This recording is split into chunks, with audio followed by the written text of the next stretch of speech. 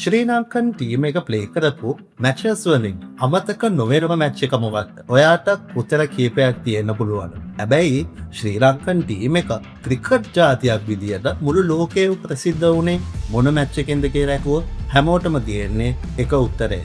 ඒ තමයි 1996 වර්ල්ඩ් කප් එක. 96 වර්ල්ඩ් කප් එකේ ෆයිනල් එක තරම්ම අමතක කරන්න බැරි ස්පෙෂල් මැච් එකක් තමයි 96 වර්ල්ඩ් කප් සෙමි ෆයිනල් එක. මොකද ඒක මැච් එකකට එහා ගිය යුද්ධයක් වගේ එකක් වුණාක ඔබට මතක ඇති. මොකද ක්‍රිකට් ඉතිහාසයේ ප්‍රේක්ෂකයන්ගේ බලපෑමකින් නැවතුණු පළවෙනි සහ එකම මැච් එකක් මේක තමයි. ඉතින් සුබෝ අපි හිතුවා ඒ මැච් එක ගැන විස්තර ඔයාලට අරගෙන එන්න ඕනේ කියලා. එහෙනම් වීඩියෝ එක ඉවර වෙනකල්ම අපිත් එක්ක රැඳිලා ඉන්න කියලා අපි ඉල්ලනවා. මේ මැච් එක තිබුණේ 1996 මාර්තු 13 වෙනිදා ඉන්දියාවේ ඊඩන් ගාඩන් කියන ග්‍රවුන්ඩ් එකේ. ඉන්දියාව ප්ලේ කරන ඉන්දියාවේ තියෙන මැච් එකක් කියන්නේ ආයේ අමුතුවෙන් කියන්න දෙයක් නෑනේ. එදා ප්‍රේක්ෂකාගාරය ඉන්දියානු ප්‍රේක්ෂකයින්ගෙන් පිරීලා ඉතිරිලා ගිහින් තිබුණේ. ග්‍රවුන්ඩ් එකේ අතරින් පතර සිංහ කොඩි කීපයක් පේන්න තිබුණාට එදා මුළු ප්‍රේක්ෂකාගාරයේම අනසක පත්කරවගෙන හිටියේ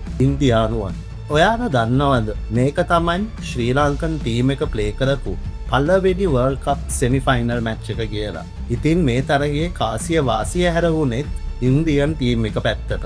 ඉන්දියන් කැප්ටන් මොහමඩ් අසරුදීන් මුලින්ම තෝරගන්නේ බෝල් කරන්න.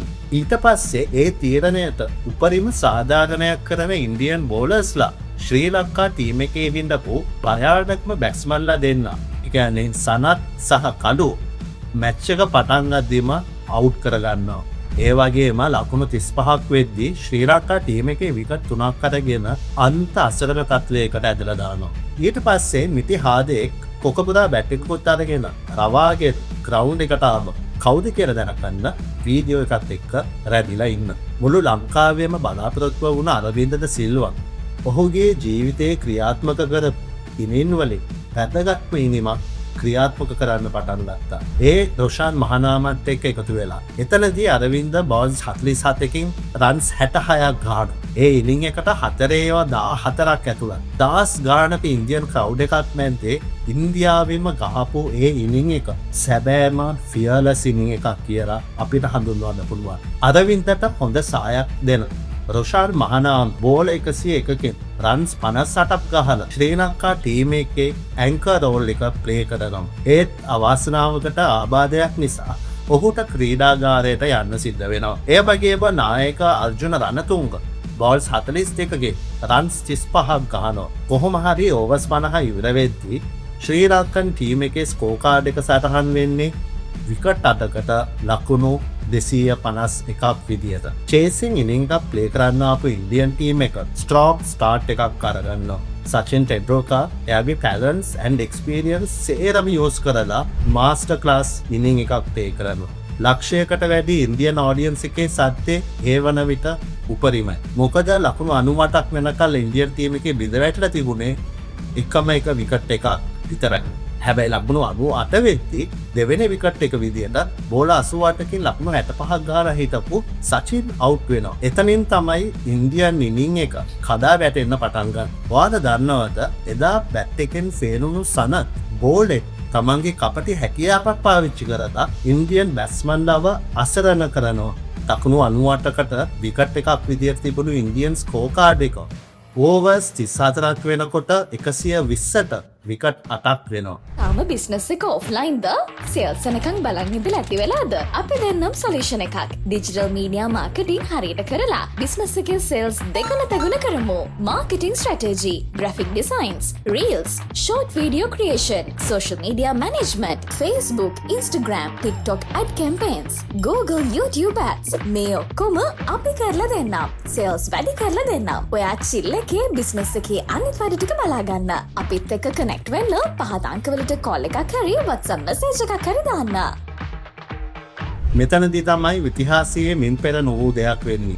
ඉන්දිය ප්‍රේක්ෂකයන්ට යක්ෂාවේශ වෙන්නේ මේ වෙලාවේදී. එයාලට එයාලාගේ බලාපොරොත්තු සුන් වෙලා යනම බලාගෙන ඉන්න බැරි වෙනවා. ඒ නිසාම අතේ තියෙන වතුර බෝතල් වගේ දේවල් වලින් ග්‍රවුන්ඩ් එක මැද්දට දමන ගහන්න පටන් ගත්තා. පොලිසියට ඔවුන්ව කන්ට්‍රෝල් කරගන්න නැති වෙනවා.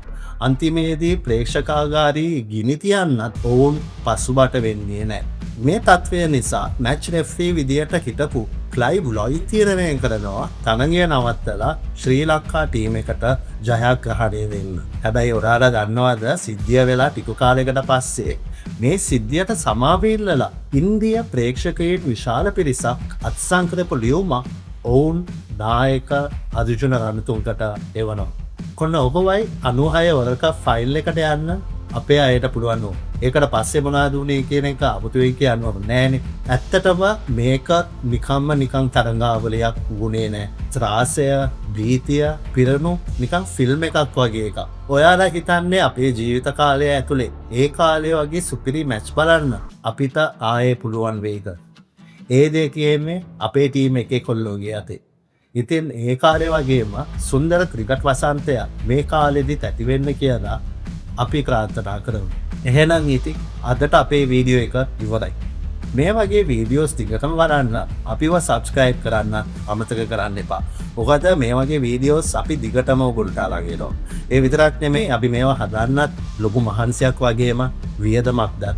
එහෙනම් ඉතින් තවත් එක් වීඩියෝ එකකින් අපි මුණ ගැහෙමු.